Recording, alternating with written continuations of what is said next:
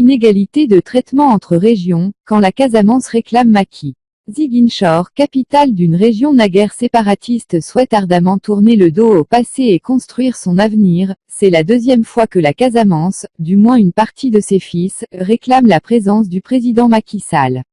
La première fois, c'était lors du massacre de la forêt Boffa-Bayotte, et la seconde était justement hier, quand des ministres auraient été chassés par des populations qui réclament le président de la République.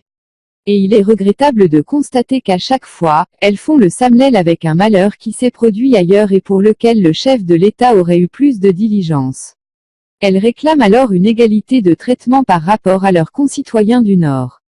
En somme, elles souhaitent recevoir plus de considération et d'appui de la part des hautes autorités étatiques.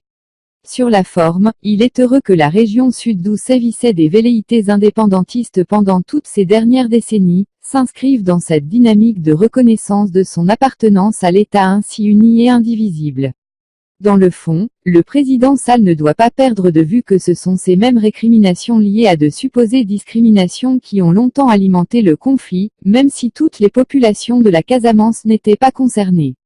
Il est important en effet que le sentiment affectif soit nourri constamment et entretenu, surtout parce que la paix est fragile.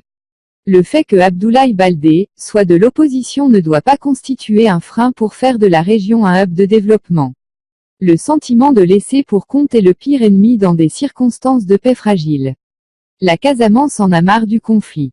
C'est manifeste. Mais il est très difficile d'entretenir la paix si les mesures idoines ne sont pas à chaque fois prises pour leur venir en aide.